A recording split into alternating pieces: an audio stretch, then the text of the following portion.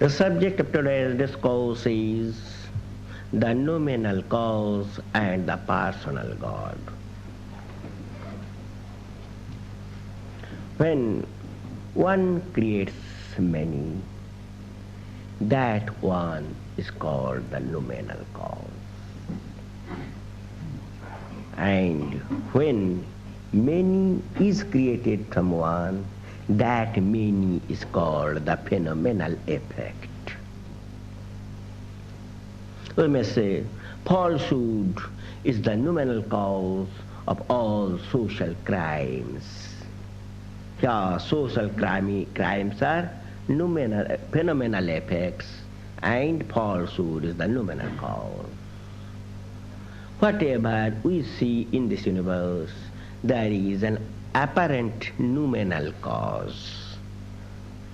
We see so many milk products. Milk is the noumenal cause. Milk is the apparent noumenal cause. That is, it is not the supreme noumenal entity. And above all so-called apparent noumenal causes, there is the supreme noumenal entity, and that supreme entity is the Paramapurusha.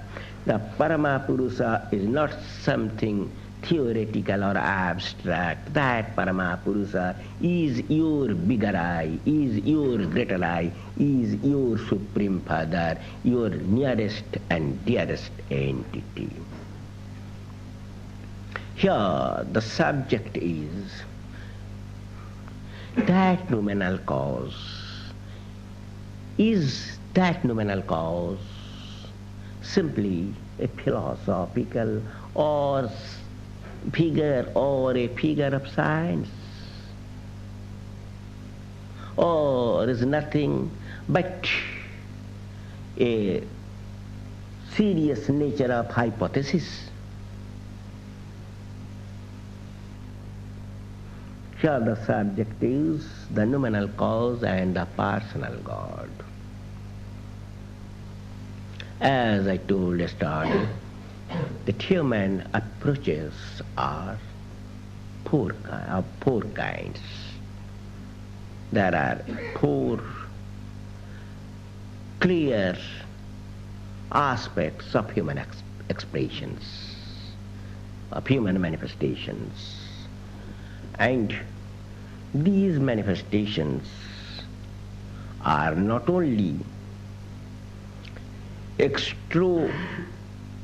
internal, but intro-external also. That is, the process may be from crude towards the subtle, and it is from subtle towards the crude also.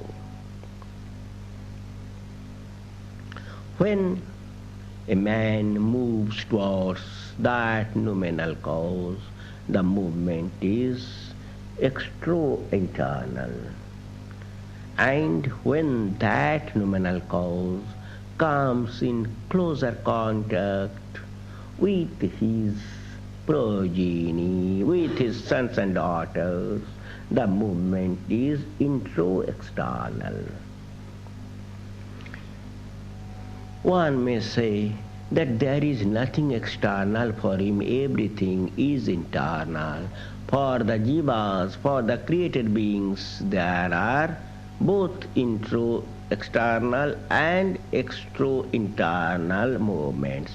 Yes, for him there is nothing external. But here the word external is used or has been used in the sense that the movement is external from the nucleus, not beyond the periphery of his mind, but beyond the periphery of his center of action.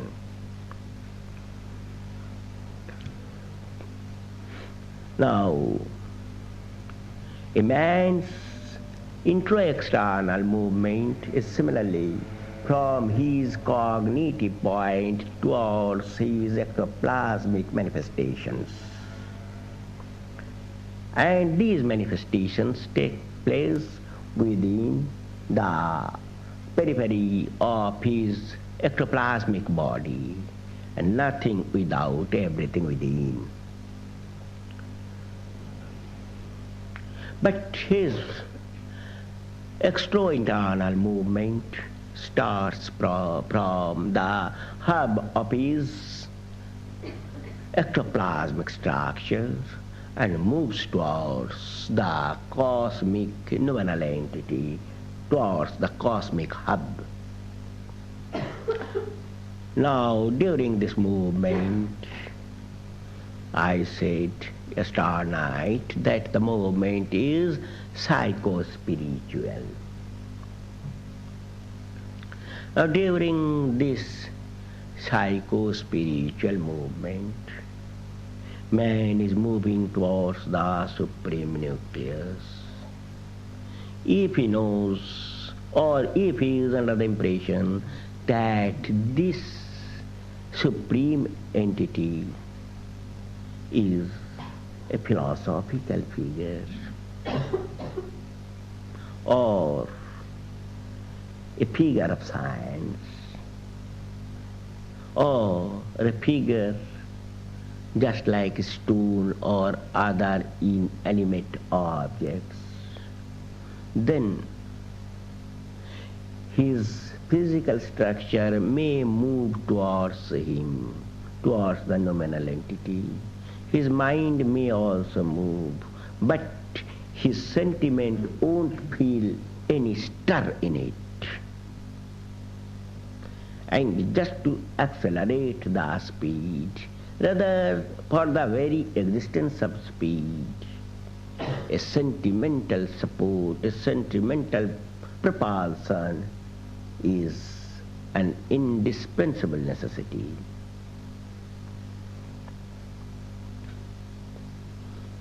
Now, this sentimental support must be based on a rationality. Sentimentality based on rationality is the strongest force in the universe.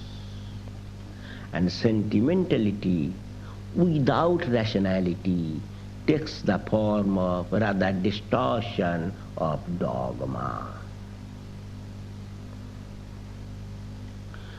Now, what does rationality say?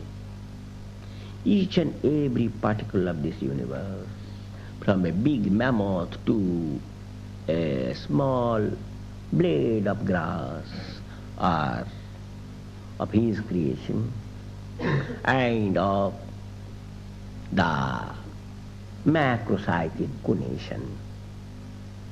Hence, the relationship is that of father and children, father and his loving children, the supreme progenitor and his progeny.